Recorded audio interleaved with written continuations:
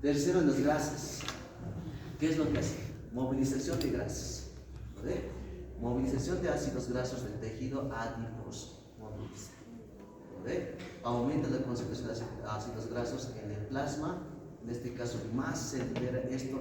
En este caso, sí, el cortisol sí me ayuda. Si yo estoy en ayuno, por ejemplo, pues el cortisol se libera, me va a ayudar a movilizar las grasas para darle fuerza, ¿no ve? Energía, ¿no ve? ¿En qué ciclo ingresa los ácidos grasos? A ver. Síntesis, cetogénesis. Cuerpo se aparece después, ¿no ve? Pero eso es, o sea, como un mecanismo de defensa para nosotros, o sobrevivencia, ¿no ve? Entonces, en ese caso sí me ayudaría, ¿no ve? En ayuno. Pero en general, como va a movilizar ácidos grasos de los tejidos adiposos, ¿ya?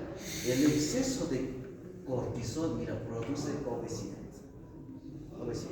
Principalmente, mira, si se fijan, estas imágenes no quisiera que se olviden. Cuando se camina en la calle, tanto miramos, ¿no?, de cosas que no tenías de mirar. A las personas, si se fijan que tienen este biotipo y facies, pues identifican, mira, así tiene problemas de los glándulas sudoríparas. Bien fácil, por eso en la calle, yo en la feria me voy caminando, un montón de enfermedades.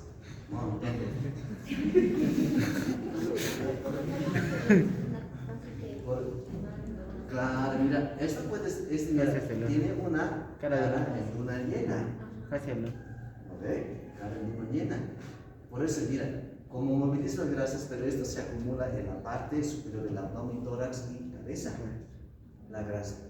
Entonces, si ustedes ven como un palito de arroz en helado, ¿no?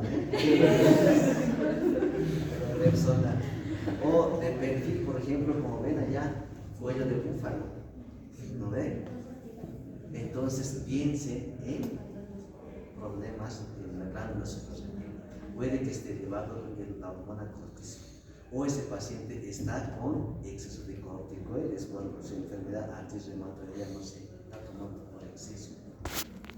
Iatrogénicos, no se Cushing, ¿no ven? Entonces, ver este facies, no se olviden, mira, redondito, más simpaticona, ¿no ve? En cara de una. ¿Ya? No sé, en los libros van a encontrar como cuello de búfalo, cara de una. Todos los libros. En estos casos, ¿qué tratamiento se tendría o qué se tendría que seguir? Hay que identificar el caso, ¿no? Entonces hay que bloquear lo que es el cortisol. ¿Cómo vamos a bloquear? Algo de recomendamos cuando llevamos 4 días. Pero entienden, ¿no? O sea, ¿cuál es el efecto, o sea, del cortisol, por ejemplo, sobre el tejido adiposo? ¿Cuál es el efecto? Entonces moviliza, por ejemplo, las grasas y por lo tanto se acumula a nivel la parte superior del cuerpo y tiene esas características fenotípicas del paciente o fases o biotipo. ¿Ya? Cortisol es importante, estrés e inflamación, les decía, ¿no? Mira, en situación de estrés el cortisol sí vive la cantidad. ¿Ya? ¿En qué casos? Mira, traumatismos, infección, calor, frío intensos, inyección de noradrenalina, otros simpáticos miméticos, cirugías, inyección de sustancias necrosantes bajo la piel, inmunización de animal, enfermedades debilitantes. En todas esas situaciones el cortisol se dispara, pero no se mantiene. El detalle es eso, no se mantiene. Fisiológicamente, que no sé si está aquí, creo que no está. Aquí está. Mira, normalmente fisiológicamente, mira, si se fijan las horas 12:00 a otros 00. Esto es en la mañana, esto es mediodía, dice aquí es entonces 00 horas completas. Medianoche, ¿no? Medianoche. Miren que el cortisol en tu circulación está bajísimo, bajo. Pero después que te has dormido, miren cómo se eleva. ¿No ve? Alcanza un pico de 20. ¿No ve? Que es la concentración normal. 20. Alcanza. Después, en el transcurso del día, mira, va disminuyendo. Y para medianoche, pues igual tienes todo cero. ¿No ve? Entonces, el cortisol, les decía, mucho tiene que ver con lo que es la hormona de crecimiento, la hormona tiroidea. Relacionado a esto, por ejemplo, con el ciclo circadiano, ¿ya? Si tú te duermes a las 8, 10 de la noche, por ejemplo, ¿no ve? En este caso nosotros no tenemos que dormir ese por hecho, ¿no ve? Porque son ustedes en ese. No, ¿A qué hora tengo? 2 de la mañana. ya, la cuestión es que tendremos un paciente, ¿no ve?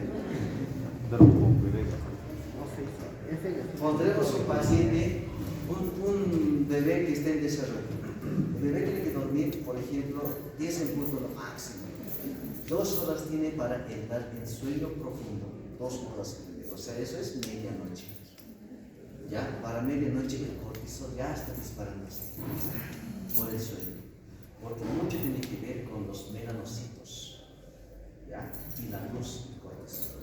Y el crecimiento también. Por eso no debe nada dormir con luz prendida, peor todavía con luz blanca. La amarilla ya aceptable. ¿Ve? No dormir porque no se va a activar los melanocitos. No se activa y por lo tanto no se va a transmitir hacia la glándula suprarrenal, hacia el hipotálamo para que se hace pH y se sintetice el cortisol. Si no se eleva el cortisol, la hormona de crecimiento no se eleva y tampoco la hormona tiene que actuar totalmente.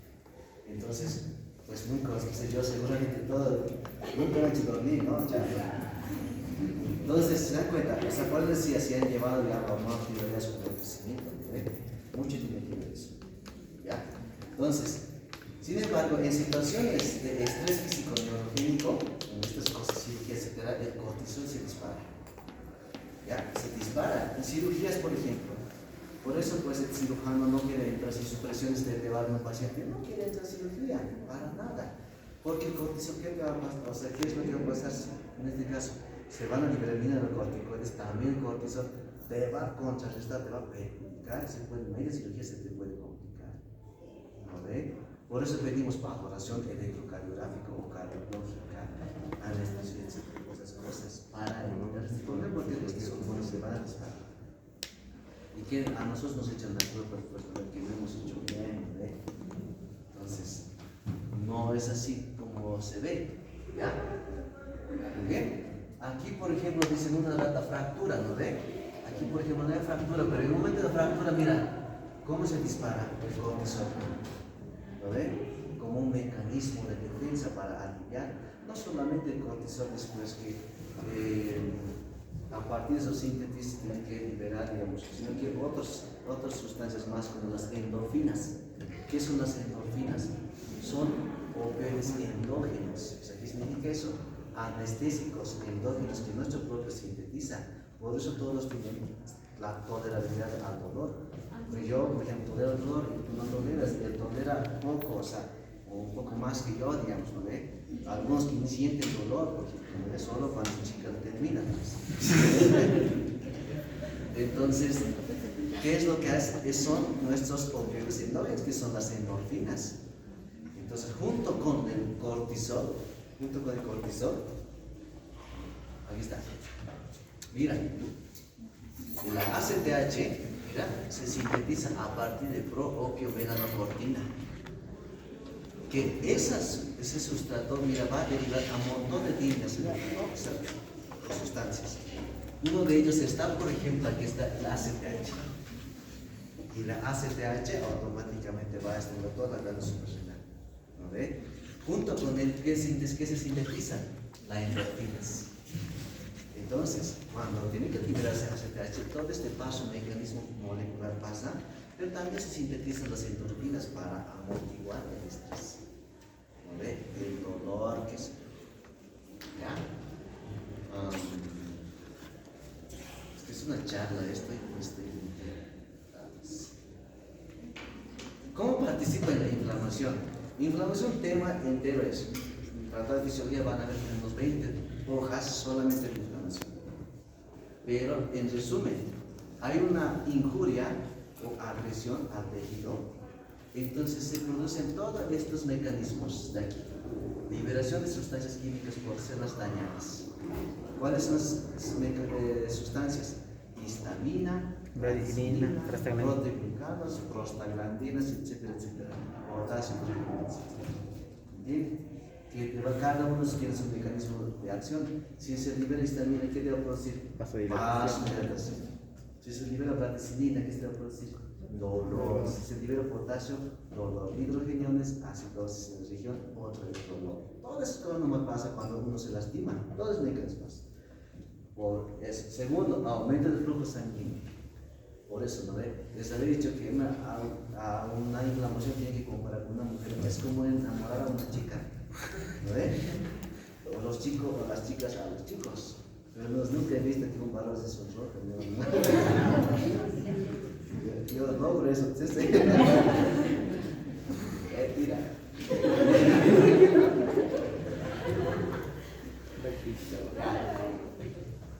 Ya, entonces, mira. Cuando se produce una injuria, se produce, digamos, aumento, ¿no ve? Hay rubor, calor, tumor, impotencia funcional. ¿No ve? ¿Qué se llama eso?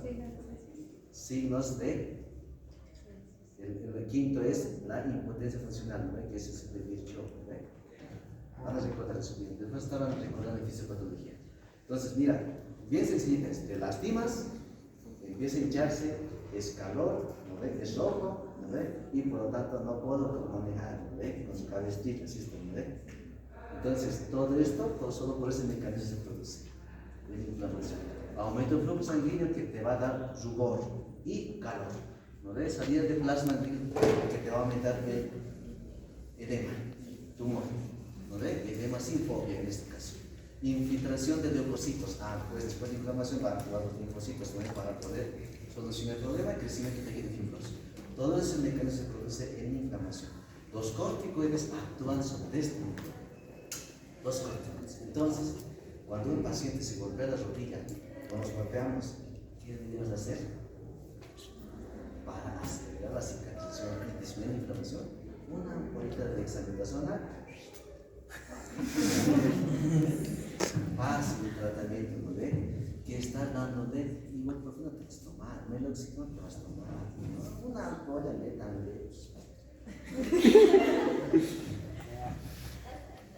Ya sé. El cortisol impide la inflamación tanto por estabilización de los lisosomos como la nervia. Este es muy interesante. ¿Qué hacen los lisosomas? ¿Cuál es su función de los lisosomas? Encima, ¿Por qué está indicado la inflamación de los corticoides? Me voy a darle, por ejemplo, no sé, las que inhiben la línea de leucotrienos, tromboxanos, etc., ¿no? Que es, por ejemplo, los famosos AINES, ¿no ve? Pero sin embargo, que los corticoides actúan sobre esto, estabilización de los lisosomas. ¿Qué hacen los lisosomas? A ver, ya hemos llegado. Enzimas hidrolíticas de las células. Claro, si los lisosomas actúan, van a liberar enzimas, van a destruir todo. En una inflamación es lo que pasa. ¿Qué es lo que pasa? Si ha acudido, por ejemplo, un linfocito, ¿qué es lo que va a hacer? Va a liberar enzimas para destruir a los microorganismos que están en ahí. Entonces el corticoide va a decir, no, ¿qué te pasa? Lisosomas, a ver, tranquilo. No liberes nada de enzimas, porque si nos vamos a causar peor injuria, ¿no? O peor lesión. Entonces, no se libera de enzimas de los lisosomas, la inflamación probablemente va a acelerar o la cicatrización va a acelerar la resolución del cuadro o según la injuria.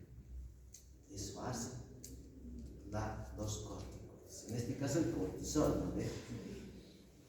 Eso. Aquí está. Mira, estableciendo las membranas de lisosomas, reduce la pérdida capilar, disminuye la migración de leucocitos a la zona inflamatoria, fagocitosis, inhibe el sistema inmunitario y reduce mucho la multiplicación de los linfocitos, disminuye la fiebre, sobre todo reduce la liberación de la interleucina 1 o los linfocitos. ¿Qué se llaman estos? A ver, que ya me estoy olvidando. Me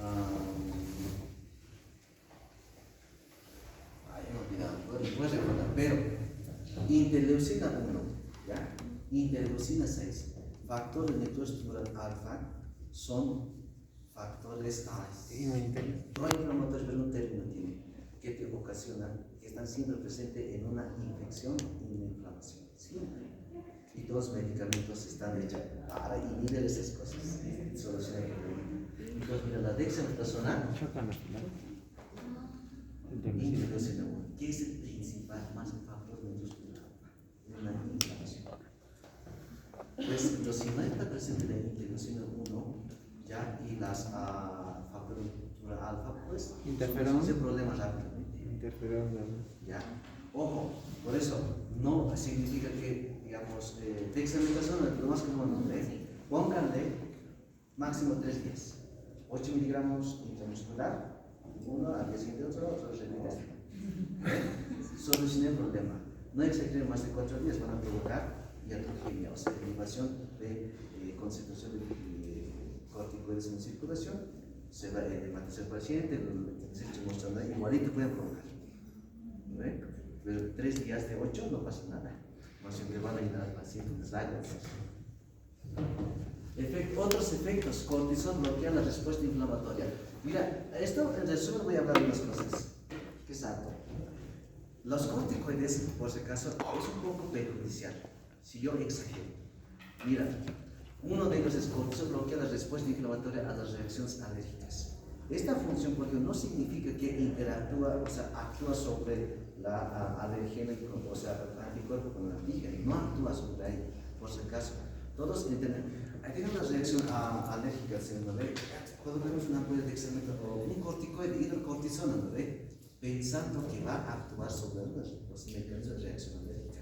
No es tanto así, sino que actúa sobre el proceso inflamatorio que provoca esa reacción alérgica. ¿Entienden? ¿Ya? Entonces, ojo, eso es que quede bien claro. Por eso, una reacción alérgica, corticoides es un manejo secundario. ¿Cuál es la primera terapia que tenemos que hacer? Adrenalina, ¿no ve? Adrenalina tienes que colocar intramusculares, clavas, listo, vas a salvar. Pero si no tengo adrenalina, pues usaré corticoides. Pero no va a actuar sobre reacción alérgica, interacción antígeno-antígeno, no sobre, sino que va a reducir la inflamación que provoca esa reacción alérgica. ¿Entienden? Ese es el mecanismo, ojo, por si acaso. ¿Ya? Ahí dice, no influye en la interacción antígeno-anticuerpo. Bueno. Segundo, efectos sobre las células sanguíneas y sobre la inmunidad de enfermedades infecciosas. Reduce el número de eosinógenos y linfocitos. Mire, este es un criterio para hacer diagnóstico de enfermedades Cushing y la enfermedad de Addison. ¿Qué es lo que provoca? Eosinopenia, linfocitopenia, principalmente afectando linfocitos T. Si yo en prueba de laboratorio me reportan 0 eosinófilos, 0 linfocitos T, y con las características clínicas de síndrome de Cushing, es un criterio de diagnóstico de este proceso. ¿Ya?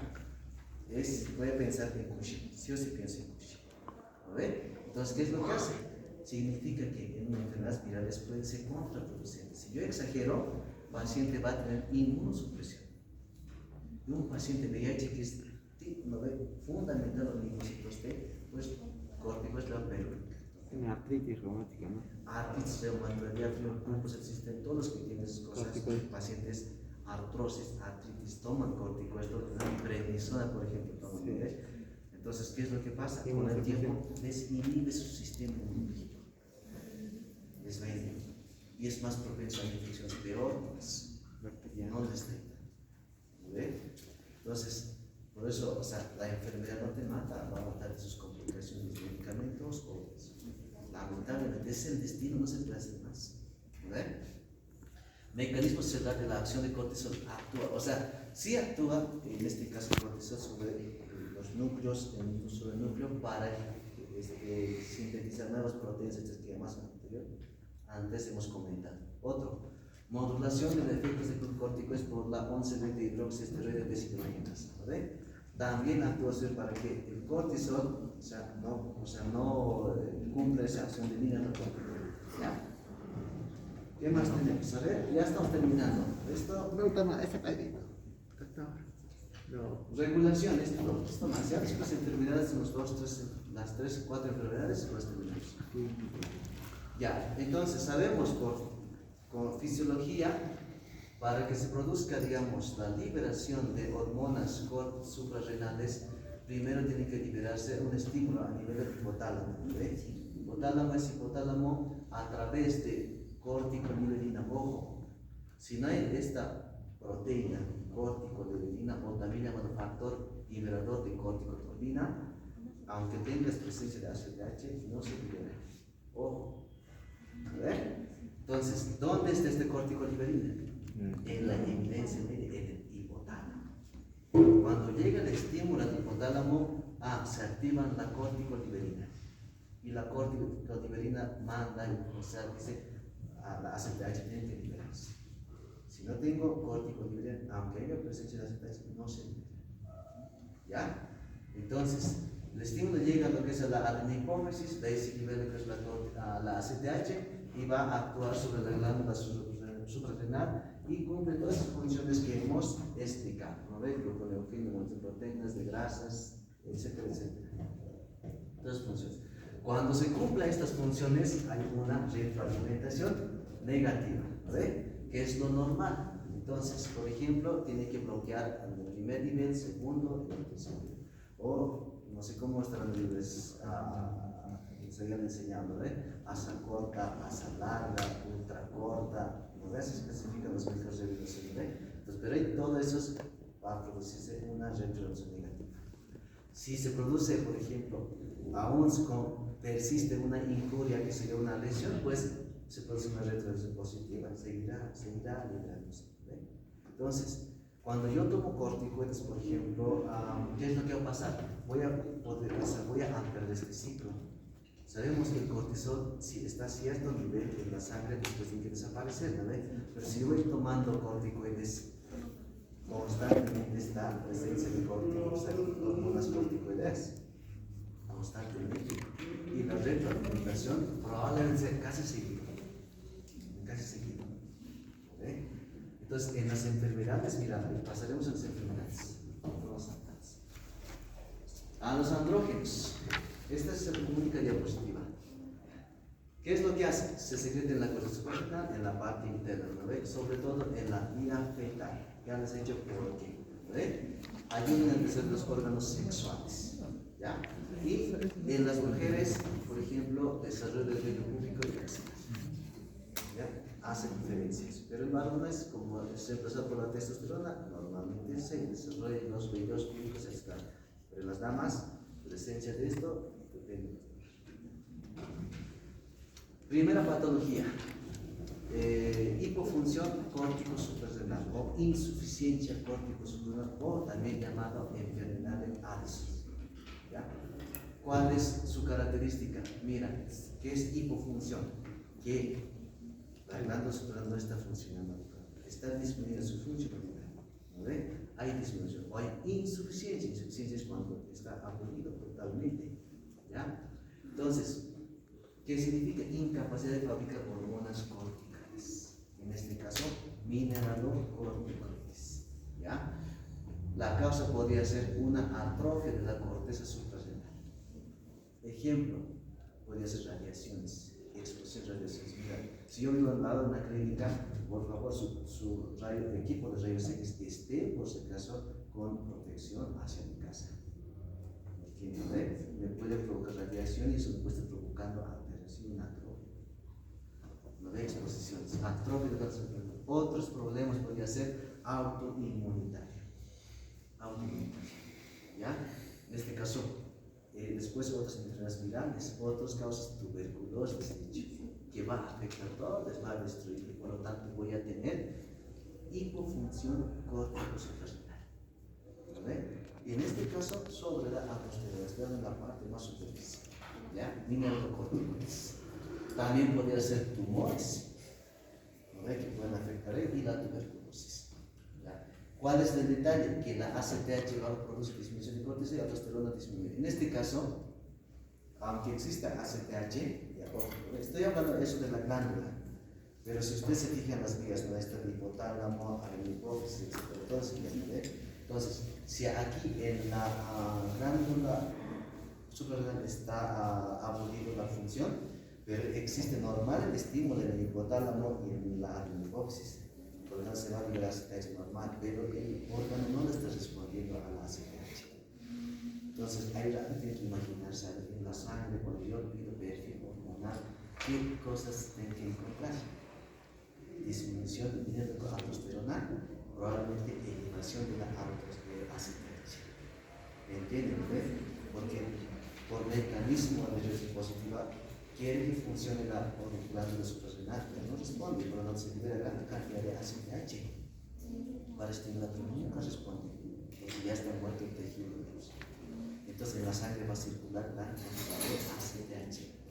Por el diagnóstico tablita tiene que hacerse, valores de ACTH, aldosterona, cortisol, etc.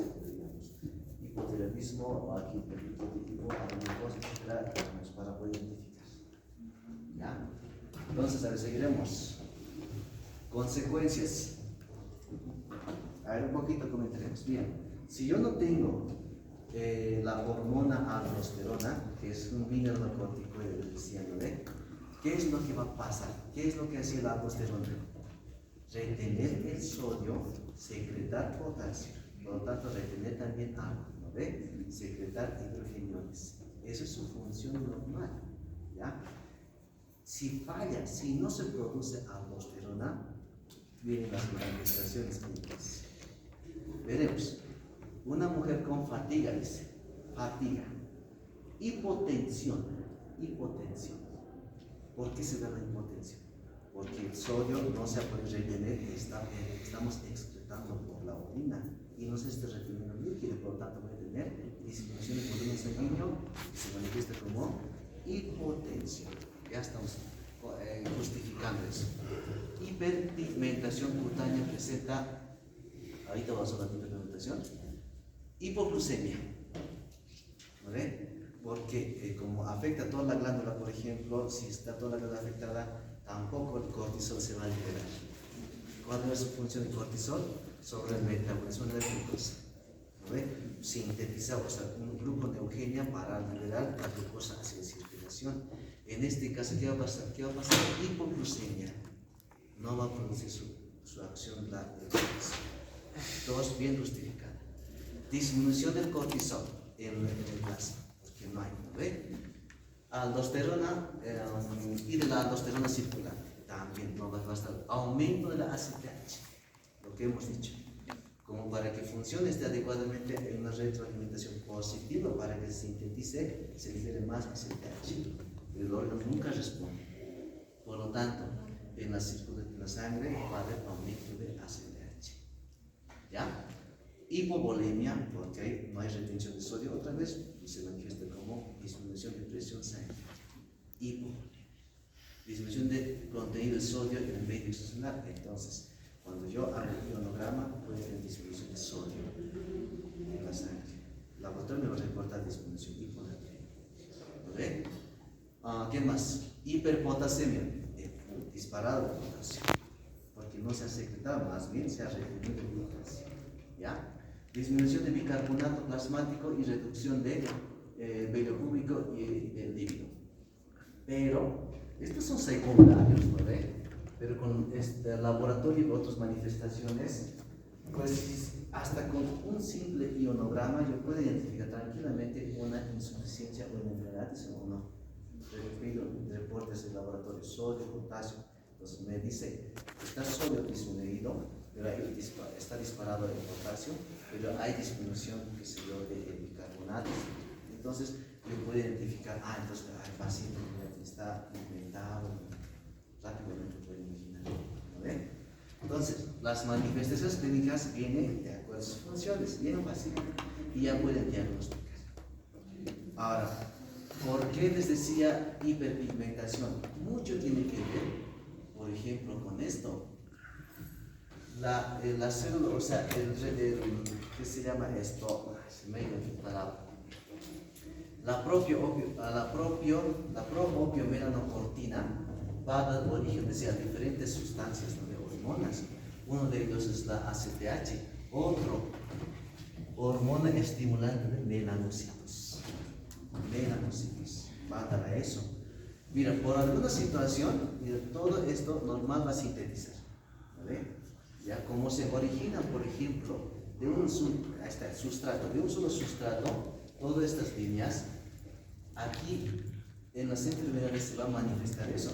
Normalmente, por una retroalimentación positiva, va a hacer que se sintetice más ACTH, más hormonas en melanocitos, más endorfinas, todo lo que hemos dicho. Como hay mayor concentración de melanocitos, se va a pigmentar la piel. ¿No ve? Por retroalimentación positiva se pigmenta. Bien. Se dice que es más evidente en pacientes que son de raza oscura o negra y más brillante. Y en nosotros casi no se va a diferenciar mucho. ¿Ve? Y afecta, por ejemplo, en lugares de piel delgada, labios, párpados, cara, ¿ve? Ahí afecta. Y podemos ver, por ejemplo, mira, a esta encías bien notorio, brillante. ¿Ve? Flexuras, por ejemplo, flexuras del codo, ahí afecta el cuello, se van a ver aquí. Mira, bien notorio. Esta es una persona, qué sé yo, la persona no es que tiene etílico, sino que es una persona anglosajona, ¿no ve? Mira, pero se ha ido pigmentando su piel. ¿No ve? Todos pueden pensar que tiene etílico, ¿no? Sí. Pero no es. Pigmentación melánica se produce, que es netamente la entrada de Addison, ¿no ve? Por hipofunción de la glándula suprarrenal. Todo eso. Esa es una. Ahora, otra enfermedad es lo contrario, ¿no ve? Que es aumento de funcionalidad de la glándula suprarrenal, ¿no? O hiperfunción de la glándula suprarrenal, que se llama, en este caso, síndrome de Cushing. ¿No ve? Síndrome de Cushing. Pero les decía, tenemos que saber diferenciar entre la enfermedad de Cushing y el síndrome de Cushing. ¿Ya? ¿Cuál es el detalle? Mira, ¿cuáles son las causas? Aquí tenemos que identificar todo lo que es el eje hipotálamo hipófisis a glándula suprarrenal, ¿no ve? Las causas podrían estar a nivel del hipotálamo, el sistema central, podría estar a nivel de la adenopófisis, podría estar a nivel de la glándula suprarrenal. A nivel de la glándula suprarrenal, ¿qué cosas tenemos? Tumores secretores, ¿no ve? Tumores. Ahí, por ejemplo, es en este caso, adenomas en la corteza suprarrenal, que secreta gran cantidad de hormonas córticos suprarrenales. Van a aumentar todas las funciones que tienen las hormonas, toditas van a aumentar, van a disparar. A nivel de la cabeza, sospechamos siempre de adenomas, que es el supuesto hay por si acaso, y común por si acaso, es adenomas hipoficiales. También podría ser secreción de otro origen, ¿no ve? Que se llama ectópica, un carcinoma abdominal, células, por ejemplo, células pequeñas del pulmón, por ejemplo. Ya, tumores en el pulmón gastrointestinal pueden secretar lo que es la ACTH, los córticos suprarrenales y ocasionar el síndrome. ¿Ya? Bien, ¿cuáles son las manifestaciones? Mira, rasgos de síndrome de Cushing. Depósito de grasa en la región torácica y abdomen se describe, aquí arriba, ¿no ve? Cuello de búfalo, luna de cara de luna de Kenda, etc. ¿No ve? Edema facial, se produce acné y hirsutismo. ¿Por qué será el acné y el hirsutismo? Varias políticas. Pero varios, tal por ejemplo, pero aquí hablamos de Cushing, ¿no ve? ¿Por qué será? Elevación de... O sea, en este caso, como actúa desecho sobre el metabolismo de los lípidos, ese es exacerbado. ¿No ve? No se deposita, no se moviliza y por lo tanto la tanta que escapa no sea. Entonces va a provocar acné. Hirsutismo, ¿qué es hirsutismo? Claro, los medios no ven, aparece en la cara, aparece, ¿no ve? Hombre lobo. ¿No ve? Entonces hay ese hirsutismo, aspectos de la cara, hemos dicho 80% hipertensión, etc. Entonces, manifestaciones clínicas allá hasta síntomas de redondeo del rostro, hinchazón del cuello, taquicardia, hipertensión, inflamación abdominal, aparición de hallazgos de estrías, atrofia muscular. Significa que un paciente con síndrome de Cushing, este es el típico ejemplo que es un paciente. Así gordito, ¿ven? Paciente gordito. Además tiene estrías, grandes estrías. ¿Por qué será las estrías? A ver, tiene su explicación. El tejido se alarga ahí. El tejido, o sea, en este caso, Sí. síntesis de proteínas, o sea, no es adecuada. Sí. Y la movilización de proteínas del colágeno tampoco es adecuada. Y es bien frágil, por eso un perisco se rompe. Y por lo tanto salen estrías. Grandes estrías. Y es típico el síndrome de Cushing. ¿Ya?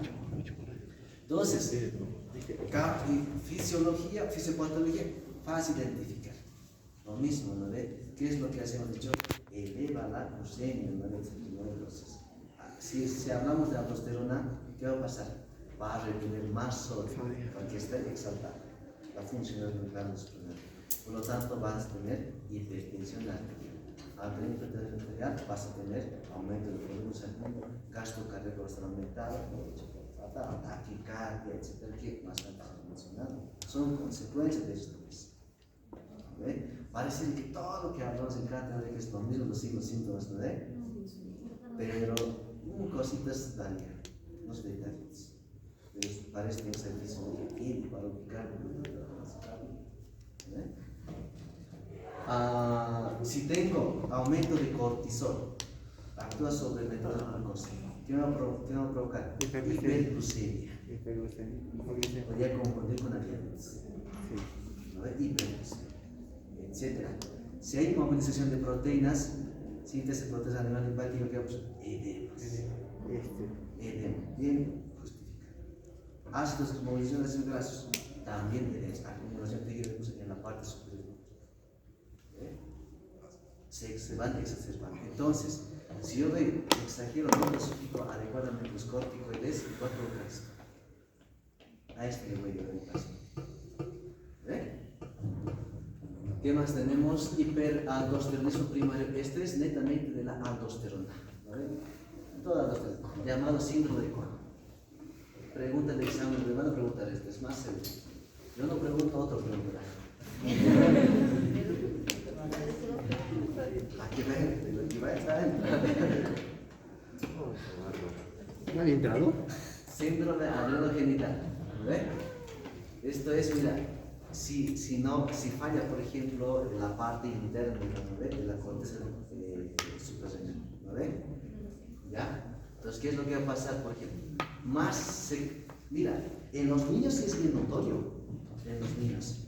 Mira, ustedes recuerden que siempre tienen en la cabeza que los bebés nacen dismórficos. Sí, la cabeza grande. Ahí está, peitos, ¿no ve? Entonces, pero en ese momento es bien fácil de identificar este síndrome adrenogenital en los bebés. ¿Ya? Pero en la edad adultez, en varón, imposible de identificar. Soy sincero. Yo no he podido identificar nunca. El endocrinólogo que es experto tal vez él identifica, no lo sé. Pero yo sinceramente no lo identifico. Porque se enmascara. ¿Por qué? Les decía, los andrógenos de bebés en hombres se convierten reemplazados por la testosterona. Y la testosterona te da ese macho, ¿no? Ese pechano, lomo plateado.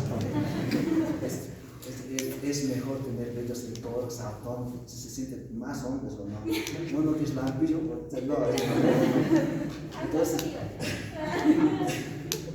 Entonces, ¿qué es lo que hace la testosterona? Eso es lo que te hace sentir como hombre. Para los hombres te hablan también, ¿ya? Entonces, con vello, barba, bigote, etcétera, ¿no ves?